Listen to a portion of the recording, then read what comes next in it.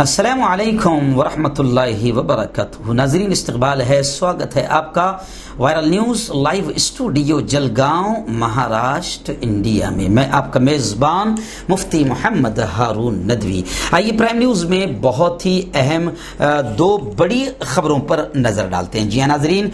इस वक्त एक बड़ी खबर मगरिबी बंगाल से आई है कि मगरिबी बंगाल में ऐसे वक्त में भी जब मुल्क कोरोना वायरस की चपेट में है और सबको मिलकर साथ मिलकर इस खतरनाक वबा से लड़ना है, हिंदू हो मुसलमान हो सबको साथ मिलकर लड़ना है और लड़ रहे हैं। बार बार हमारे प्रिय प्रधान जी मंत्री मोदी जी भी बार बार इस बात को कह रहे हैं। ये अलग बात है कि वो उसमें कुछ करते हुए नजर नहीं आ रहे हैं और जो इस वक्त हादसात हो रहे हैं इन पर कड़ी कार्रवाई नहीं हो रही है। बड़ी शर्मनाक खबर इस वक्त मेरे नजदीक मगरिबी बंगाल के तेलनीपाड़ा से आई है। जी हाँ, तेलनीपाड़ा में बाकायदा मुनज़्ज़म तौर पर प्री प्लान के साथ फसाद किया गया। Police commissioner doctor Humayun Kabir ने खुद कहा है कि ये जो फसाद हुआ है ये बिल्कुल मुनज़्ज़म है, प्री प्लान है, ये दंगा मंसूबा बंद है। ज़बरदस्त अंदाज में आगजनी हुई, पथराव हुआ और ये जैसे ही मामला हुआ तो वहां पर दफ़ा 144 नाफिज कर दी गई। मुतासरा इलाकों का doctor Humayun Kabir police commissioner ने बाकायदा वहां पर दौरा किया, विजिट किया। लेकिन अफसोस ये है कि एक फिरके को कोरोना के लिए, यानी आप ये जो फसाद की जो जड़ बताई जा रही है कि एक फिरके को, यानी अगर मैं साफ कह दूं कि मुसलमानों को बाकायदा कोरोना का जिम्मेदार ठहराते हुए कई इलाकों में मारा जा रहा है या कई इलाकों में उन पर हमले किए जा रहे हैं। आपको मालूम होगा कि ये कोरोना को मुसलमानों के साथ जोड़ने का सबसे बड़ा आतंक अगर किसी ने फैलाया था तो वो गोदी मीडिया ने फैलाया था, जिसकी वजह से मैं इन्हें आतंकवादी मीडिया कहता हूं। मुल्क में ये मीडिया ऐसी है जो ऐसे वक्त में, ऐसे महामारी के वक्त में भी हिंदू और मुसलमान का कार्ड खेल रही है और मुल्क के कई इलाकों में इन पर FIR भी दर्ज हो रहा है और मुल्क के तकरीबन तमाम लोग जान चुके हैं कि गोदी मीडिया कौन कौन है। इनका नाम बताने की जरूरत नहीं, उन शैतानों के चेहरे बताने की जरूरत नहीं जो हमारे इस प्यारे मुल्क में हिंदू मुसलमानों में नफरतें फैला रहे हैं या नफरतें पैदा कर रहे हैं। इसी गोदी मीडिया ने और जो संघी टोला है, आतंकवादी जो जहन के लोग हैं, जो मुल्क में ये एकता प्यार उनको अच्छा नहीं लगता, जो RSS का टोला है जो मुल्क में बरसों से ये काम करता हुआ चला आ रहा है, आज उसके नतीजे देखने को मिल रहे हैं कि ऐसी महामारी के वक्त में भी एक खास समाज को या यूं कहूं कि मुस्लिम समाज को टारगेट किया जा रहा है। यहां पर मेरी निगाहों में खबर है कि पब्लिक टॉयलेट और कंटेनमेंट जोन में आमदोरफ्त को लेकर, आओजाओ को लेकर हुगली जिला के तेलनीपाड़ा में दो फिरकों के दरमियान इतवार के रोज तनाव और झड़प के वाकयात सामने आए थे। मंगल के रोज फिर अचानक बाकायदा चंद शरपसंदों की टोली ने आग तोड़फोड़ और लूटमार शुरू कर दी। मकामी लोगों ने बताया कि बड़ी तादाद में बाहर से लोग आए थे। जी हाँ, ये अक्सर जो लोग आते बाहर से आते हैं। आपको मालूम होगा कि दिल्ली में भी जो फसाद हुआ था बुरी तरीके से, 2 दिन तक दिल्ली जलता रहा और 42 बेकसूरों की जान 70 घंटे में गई थी। वो पूरे के पूरे आतंकवादी बाहर से आए थे। लेकिन अब ये कोरोना और फिर ये गोदी मीडिया, इसकी आड़ में वो दिल्ली के फसाद भी यूं समझिए कि अब उसकी बहस भी खत्म हो गई और उस पर चर्चा भी खत्म हो गई। अब गोदी मीडिया को वो दिल्ली फसादात और 42 बेकसूर याद नहीं आ रहे हैं और नहीं उस पर वो चीखती हुई चिल्लाती हुई नजर आ रही है, क्योंकि जितने लोग बाहर से आए थे और आतंक फैलाया था वो मुस्लिम समाज के नहीं थे, किसी और समाज के थे। तो यहां पर भी आ रहा है कि तेलनीपाड़ा में जो तशद्दुद हुआ, जो मामला हुआ,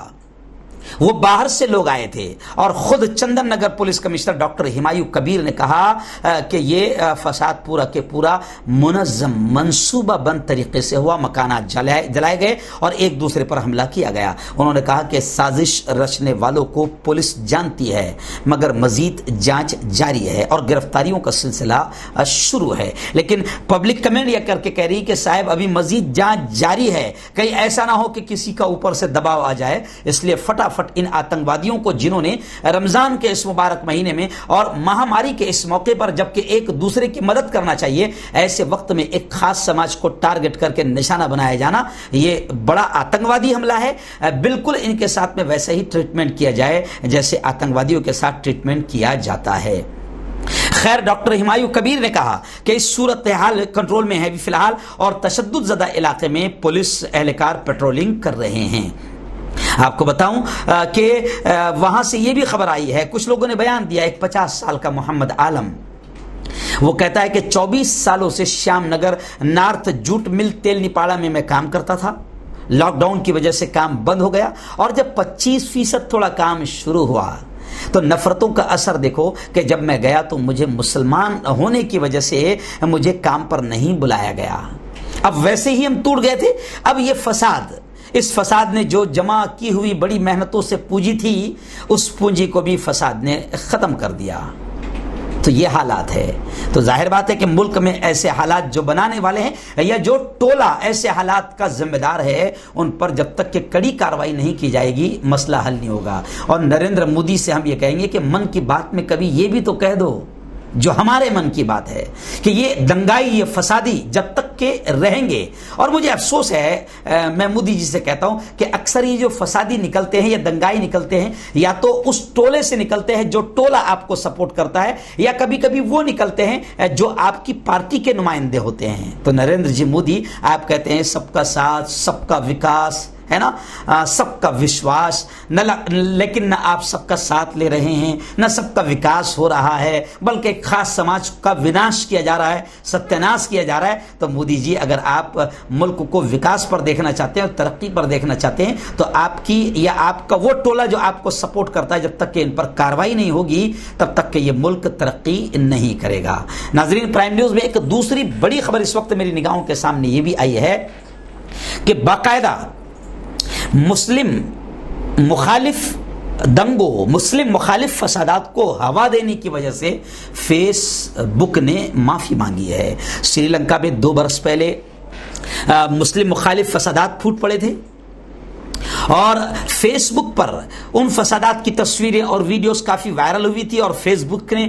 ان کو ڈیلیٹ نہیں کیا تھا یا ان پر بین نہیں لگایا تھا۔ تحقیقات کے بعد فیس بک انتظامیہ نے اب معافی مانگی ہے۔ جی ہاں، سماجی رابطے کی ویب سائٹ فیس بک نے سری لنکا میں 2 برس پہلے ہونے والے نسلی فسادات میں فیس بک کا پلیٹ فارم جو استعمال کیا گیا تھا اس کو لے کر فیس بک نے معافی مانگی ہے۔ تحقیقات سے پتہ چلا ہے کہ فیس بک کے ذریعے پھیلنے والی افواہیں اور نفرت انگیز میٹر کی وجہ سے فسادات زیادہ بڑھے تھے اور ہوا زیادہ ملی تھی۔ یقیناً میں یہ اس لیے خاص طور سے یہ خبر کہہ رہا ہوں کہ واٹس ایپ ہو یا فیس بک ہو یا جتنی بھی سوشل نیٹورکنگ سائٹس ہے ان پر بین لگائی جانی چاہیے کہ جو تصویریں یا جو ویڈیوز کمیونل وائلنس کی ہے یا دنگے اور فسادات کی ہے یا جن سے غلط چیزوں کو ہوا ملتی ہے، ایسی تمام چیزوں پر فیس بک ہو یا کوئی بھی سائٹ ہو، سوشل سائٹ، ان تمام سائٹس نے ان تمام چیزوں پر بین لگانی چاہیے اور فیس بک نے معافی مانگی ہے۔